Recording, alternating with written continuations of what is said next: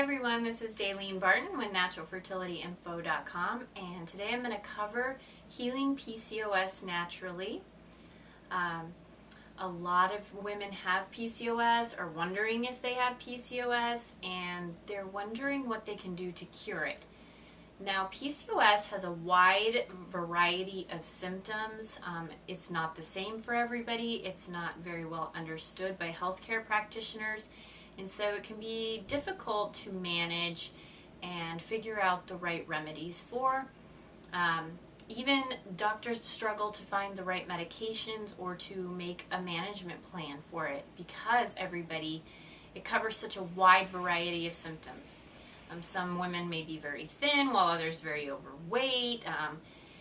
There's some common threads, but there's also some symptoms that are all over the place. So I just wanted to cover some things in general that we find work naturally.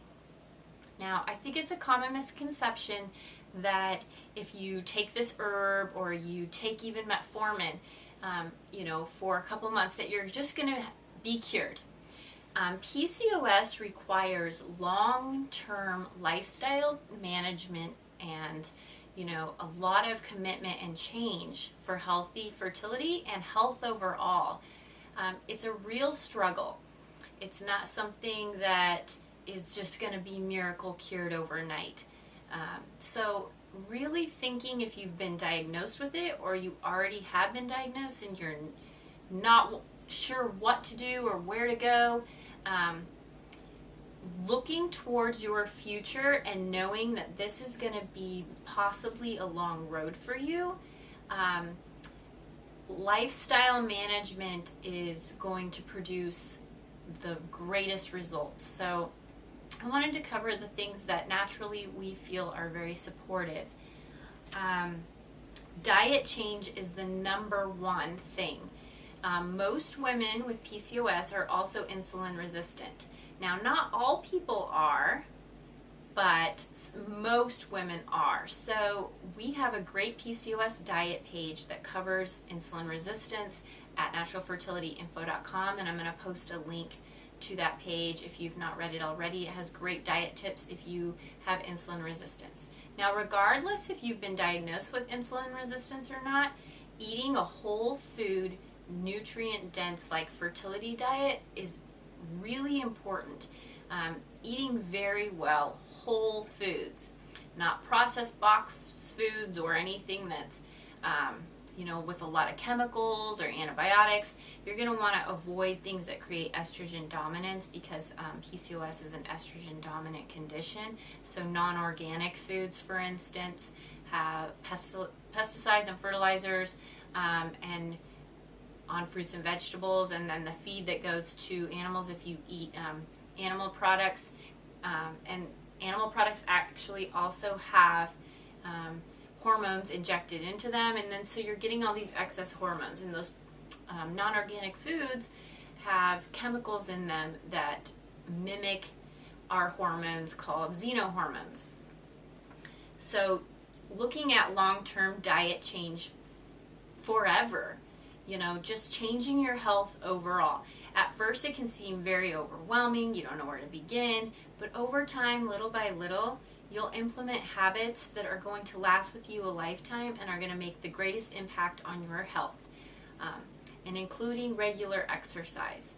I know a lot of women struggle with their weight with PCOS, and so they're like, I exercise all the time and nothing's happening. Well, there's a lot of other body systems that aren't functioning properly, but that doesn't mean you should just give up on exercise. So you're still going to want to stick to exercising daily.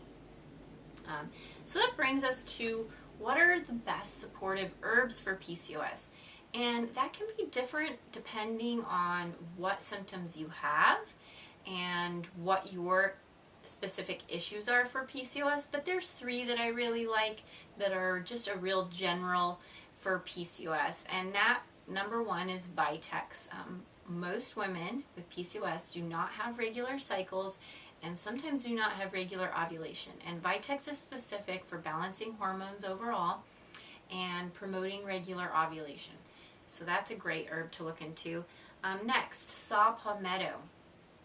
Saw palmetto is great because it has been found to greatly reduce hirsutism, which is where women with PCOS have thinning hair a lot of times on their head, but then they're growing facial or body hair. And this is often due to too many androgens, like testosterone. So saw palmetto helps to reduce that. It also helps to promote healthy cell formation and tissue growth, so proper tissue and cell formation.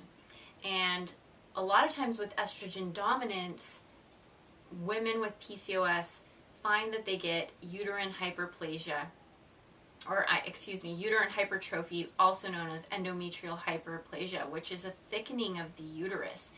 So saw palmetto has been found to help reduce that. It also helps to reduce acne associated with PCOS and hormonal imbalance.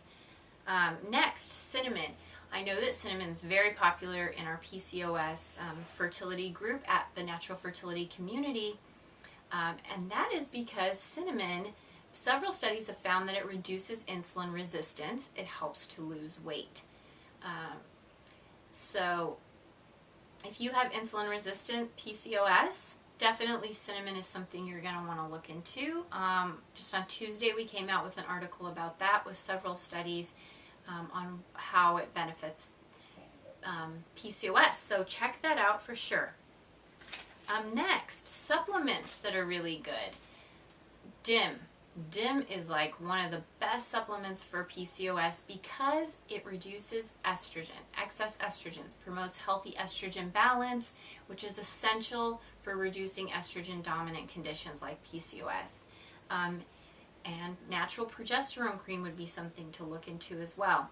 Now this directly boosts progesterone in the body, which helps to reduce estrogen dominance, so it's creating an estrogen-progesterone balance.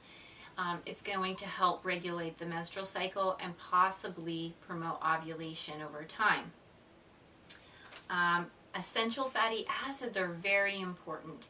They're important because they help you to lose weight, create healthy weight management, balance hormones, and create a healthy environment for implantation. And this leads us to therapies that I think are vital for PCOS. Because women with PCOS often have very irregular cycles, their uterus isn't building and sloughing off like a normal menstrual cycle that goes in cycles. And so your uterine muscles aren't being used as much, and this can create an atrophy of the uterus.